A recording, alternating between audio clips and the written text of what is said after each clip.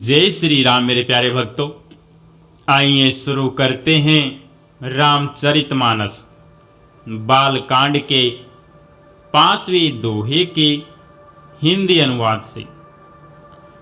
भला भलाई ही ग्रहण करता है और नीच नीचता को ही ग्रहण किए रहता है। अमृत की सराहना अमर करने में होती है और विष की मारने में। दुष्टों के पापों और अवगुणों की और साधुओं के गुणों की कथाएं दोनों ही अपार और अथाह समुद्र हैं। इसी से कुछ गुण और दोषों का वर्णन किया गया है, क्योंकि बिना पहचाने उनका ग्रहण या त्याग नहीं हो सकता। भले बुरे सभी ब्रह्मा के पैदा किए हुए हैं, पर गुण और दोषों को विचार कर वेदों ने उनको अलग अलग कर दिया है। वेद, इतिहास और पुराण कहते हैं कि ब्रह्मा की यह सृष्टि गुण अवगुणों से सनी हुई है। दुख सुख, पाप पुण्य, दिन रात, साधु असाधु, सुजाति कुजाति, दानव देवता, ऊंच नीच, अमृत विष, सुजीवन सुंदर जीवन, मृत्यु माया ब्रह्मा, जीव ईश्वर, संपत्ति दरिद्रता, रंक राजा, काशी मगध, गंगा क्रम नाशा, मारवाड़ मालवा, ब्राह्मण कसाई, स्वर्ग नरक, अनुराग वैराग, ये सभी पदार्थ ब्रह्मा की सृष्टि में हैं। वेद शास्त्रों ने उनके गुण दोषों का विभाग कर दिया है। विधाता ने इस जड़ चेतन विश्व को गुण दोषमय रचा है, किंतु संत रूपी हंस दोष रूपी जल को छोड़कर गुण रूपी दूध को ही ग्रहण करते हैं। विधाता जब इस प्रकार का विवेक देते हैं, तब दोषों को छोड़कर मन गुणों में अनुरक्त होता है। काल स्वभाव और कर्म की प्रबलता से भले लोग भी माया के वश में होकर कभी कभी भलाई से चूक जाते हैं।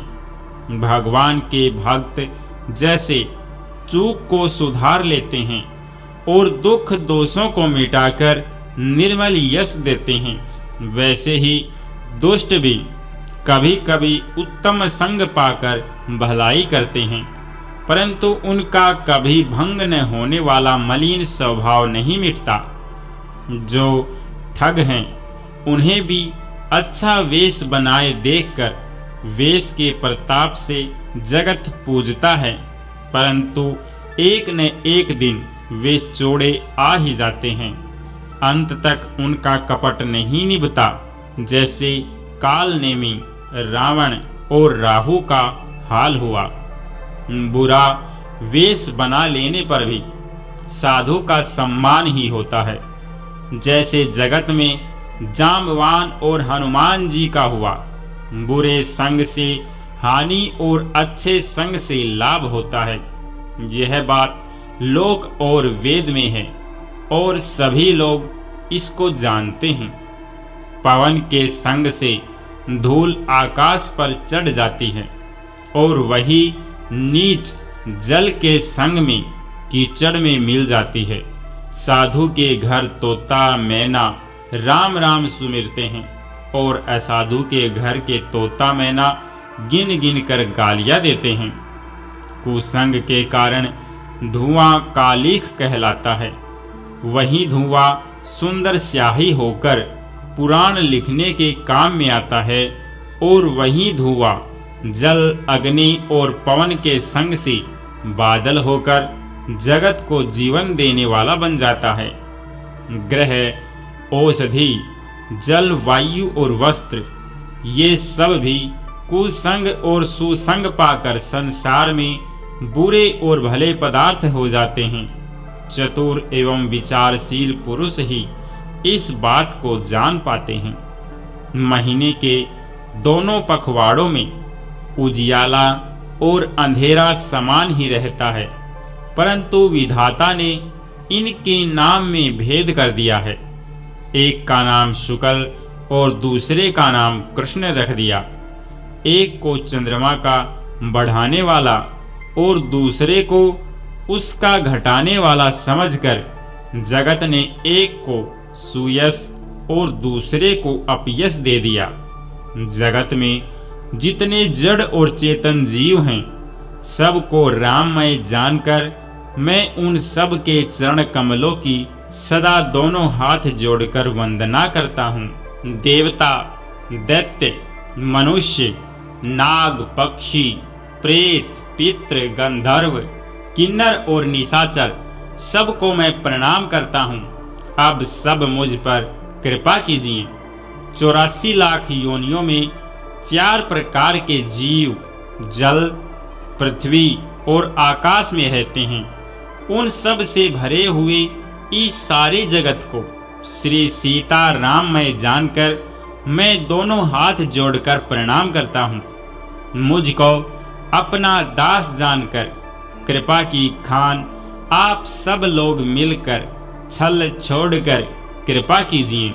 मुझे अपने बुद्धि बल का भरोसा नहीं है, इसीलिए मैं सबसे विनती करता हूँ। मैं श्री रघुनाथ जी के गुणों का वर्णन करना चाहता हूँ, परंतु मेरी बुद्धि छोटी है और श्री राम जी का चरित्र अथाह है। इसके लिए मुझे उपायक का एक भी अंग अर्थात कुछ लेस मात्र भी उपाय नहीं सूझता। मेरे मन और बुद्धि कंगाल हैं, किंतु मनोरथ राजा है। मेरी बुद्धि तो अत्यंत नीची है और चाह बड़ी ऊंची है। चाह तो अमृत पाने की है, पर जगत में जुड़ती छाछ भी नहीं। सज्जन मेरी ठिठाइयों को क्षमा करेंगे और मेरे बालव वचनों को मन लगाकर प्रेम पूर्वक सुनेंगे। जैसे बालक जब तोतले वचन बोलता है तो उसके माता पिता उन्हें प्रसन्न मन से सुनते हैं, किंतु क्रूर, कुटिल और बुरे विचार वाले लोग जो दूसरों के दोषों को ही भूषण रूप से धारण किए रहते हैं, अर्थात जिन्हें पराये दोष ही प्यारे लगते हैं, वे हंसेंगे। रसीली हो या अत्यंत फीकी, अपनी कविता किसे अच्छी नहीं लगती, किंतु जो दूसरे की रचना को सुनकर हर्षित होते हैं, ऐसे उत्तम पुरुष जगत में बहुत नहीं हैं। हे भाई, जगत में तालाबों और नदियों के समान मनुष्य ही अधिक है, जो जल पाकर अपनी ही बाढ़ से बढ़ते हैं, अर्थात अपनी ही उन्नति से प्रसन्न होते हैं। समुद्र सा तो कोई एक विरला ही सज्जन होता है, जो चंद्रमा को पूर्ण देखकर दूसरों का उत्कर्ष देखकर उमड़ पड़ता है। मेरा भाग्य छोटा है और इच्छा बहुत बड़ी है, परंतु मुझे एक विश्वास है कि इसे सुनकर सज्जन सभी सुख पावेंगे और दुष्ट हंसी उड़ावेंगे, किंतु दुष्टों के हंसने से मेरा हित ही होगा। मधुर कंठ वाली कोयल को कोए तो कठोर ही कहा करते हैं, जैसे बगुले हंसों को और मेंढक पपीहों को हंसते हैं, वैसे ही मलिन मन वाले दुष्ट निर्मल वाणी को हंसते हैं। जो न तो कविता के रसिक हैं और न जिनका श्री रामचंद्र जी के चरणों में प्रेम है, उनके लिए भी यह कविता सुखद हास्य रस का काम देगी। प्रथम तो यह भाषा की रचना है, दूसरे मेरी बुद्धि भोली है, इससे यह हंसने के योग्य ही है। हंसने में उन्हें कोई दोष नहीं, जिन्हें न तो प्रभु के चरणों में प्रेम है और न अच्छी समझ ही है, उनको यह कथा सुनने में फीकी लगेगी। जिनकी श्री हरि भगवान विष्णु और श्री हर भगवान शिव के चरणों में प्रीति है और जिनकी बुद्धि कुतर्क करने वाली नहीं है, जो श्री हरि हर में भेद किया उच्च नीच की कल्पना नहीं करते, उन्हें श्री रघुनाथ जी की यह कथा मीठी लगेगी। सज्जनगण इस कथा को अपने जी में श्री राम जी की भक्ति से भूषित जानकर सुंदर वाणी से सराहना करते हुए सुनेंगे। मैं न तो कवि हूँ, न वाक्य रचना में ही कुशल हूँ, मैं तो सब कलाओं तथा सब विद्याओं से रहित हूँ। नाना प्रकार के अक्षर, अर्थ और अलंकार, अनेक प्रकार की छंद रचना, भावों और रसों के अपार भेद और कविता के भांति भांति के गुण दोष होते हैं। इनमें से काव्य संबंधी एक भी बात का ज्ञान मुझ में नहीं है। यह मैं कोरे कागज पर लिखकर शपथ पूर्वक सत्य सत्य कहता हूँ। मेरी रचना सब गुणों से रहित है। इसमें बस जगत प्रसिद्ध एक गुण है, उसे विचार कर अच्छी बुद्धि वाले पुरुष जिनके निर्मल ज्ञान है इसको सुनेंगे। इसमें श्री रघुनाथ जी का उदार नाम है जो अत्यंत पवित्र है, वेद पुराणों का सार है, कल्याण का भवन है और अमंगल को हरने वाला है, जिसे पार्वती जी सहित भगवान शिव जी सदा जपा करते हैं। जो अच्छे कवि के द्वारा रची हुई बड़ी अनूठी कविता है, वह भी राम नाम के बिना शोभा नहीं पाती।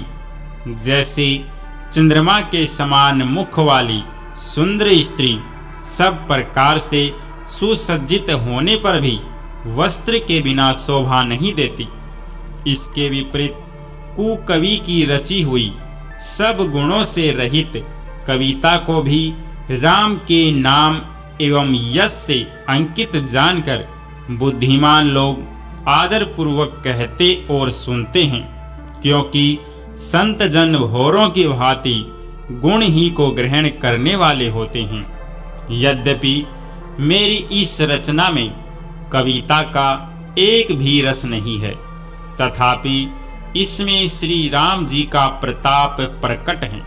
मेरे मन में यही एक भरोसा है, भले संग से भला किसके बड़पन नहीं पाया। धुआं भी अगर के संग से सुगंधित होकर अपने स्वाभाविक कड़ुवेपन को छोड़ देता है। मेरी कविता अवश्य भद्दी है, परंतु इसमें जगत का कल्याण करने वाली राम कथा रूपी उत्तम वस्तु का वर्णन किया गया है। इससे यह भी अच्छी ही समझी जाएगी। तुलसीदास जी कहते हैं कि श्री रघुनाथ जी की कथा कल्याण करने वाली और कलयुग के पापों को हरने वाली है। मेरी इस भद्दी कविता रूपी नदी की चाल पवित्र जल वाली नदी की चाल की भांति टेढ़ी है, परंतु श्री रघुनाथ जी के सुंदर यश के संग से यह कविता सुंदर तथा सज्जनों के मन को भाने वाली हो जाएगी। शमशान की अपवित्र राख भी श्री महादेव जी के अंग के संग से सुहावनी लगती है और स्मरण करते ही पवित्र करने वाली होती है। श्री राम जी के यश के संग से मेरी कविता सभी को अत्यंत प्रिय लगेगी।